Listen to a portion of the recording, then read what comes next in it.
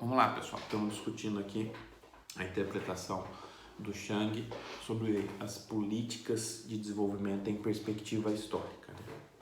A gente falou que ele justifica a utilização das políticas de desenvolvimento com base numa crítica ao monoeconomismo, com base numa crítica da convergência, e vai mostrar que a utilização de políticas de desenvolvimento é um instrumento fundamental para se viabilizar a industrialização por meio do fomento à indústria nascente. Você vai fomentando o processo de investimento, de acumulação, de aprendizado, que trarão consigo aumento de produtividade, consequentemente aumento de competitividade.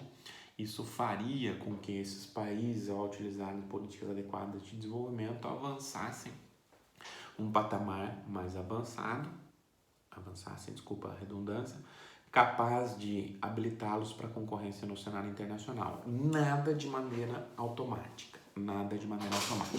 Ok, esse avançar da estratégia de industrialização seria fundamentalmente a partir de políticas antiliberais e, portanto, de políticas de desenvolvimento, com ênfase na política industrial, que contornassem algumas limitações associadas à convergência e ao monoeconomismo.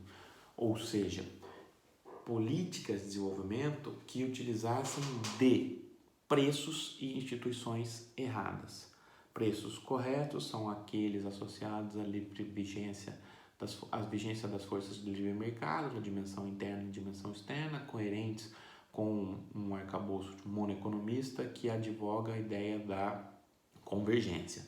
Instituições corretas seriam aquelas características do padrão das economias liberais, ocidentais, democráticas, muito fundamentadas no padrão anglo-saxão.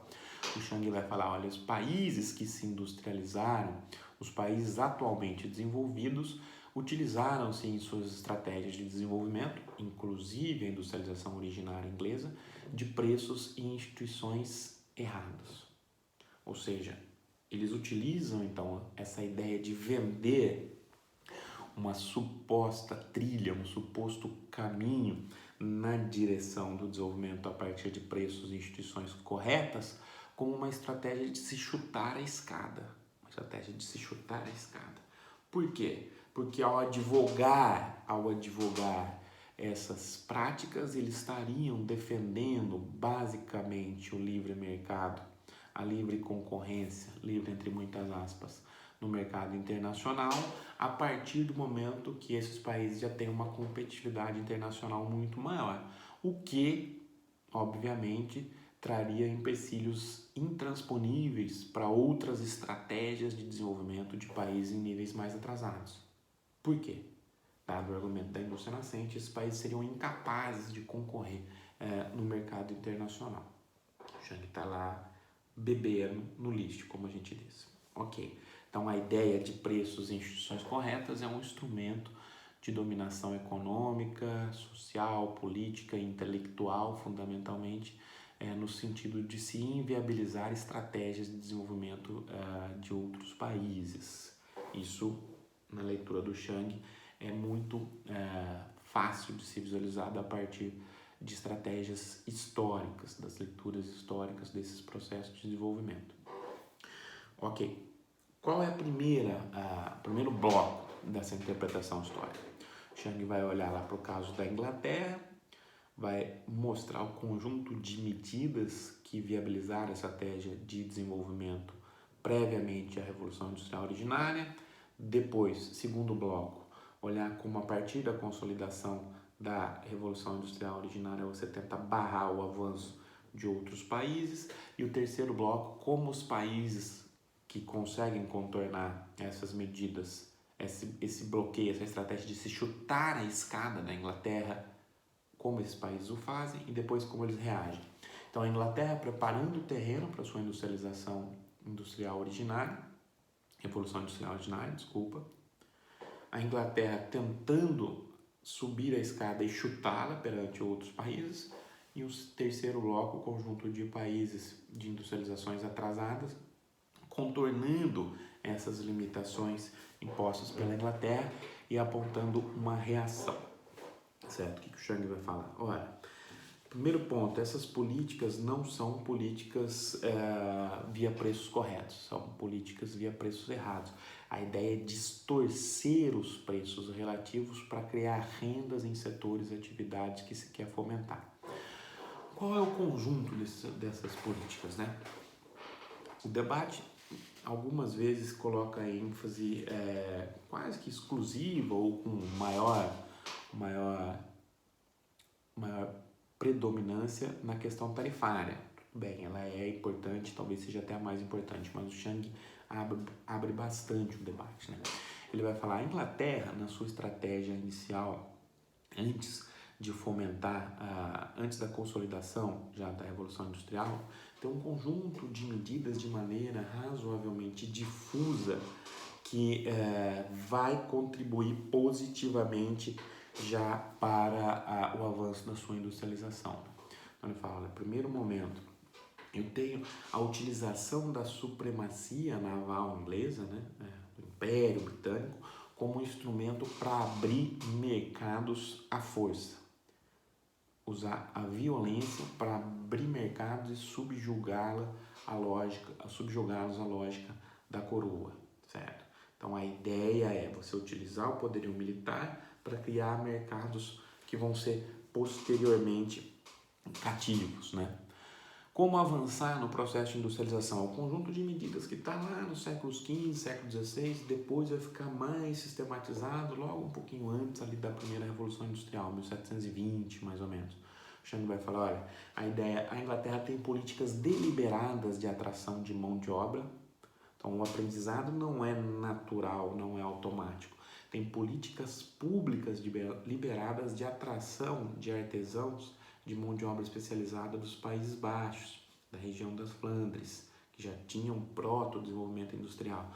Por que é importante atrair mão de obra? Essa mão de obra tinha o conhecimento tácito muito elevado, era uma forma de transferir tecnologia. Então eu estou abrindo mercados, estou tentando atrair mão de obra e, além disso, estou utilizando como política de desenvolvimento, olha só, políticas essencialmente antiliberais. A proibição das exportações de produtos não acabados.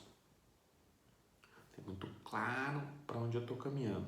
Abrindo mercados que depois vão ser cativos, atraindo mão de obra especializada, técnica, para transferir tecnologia.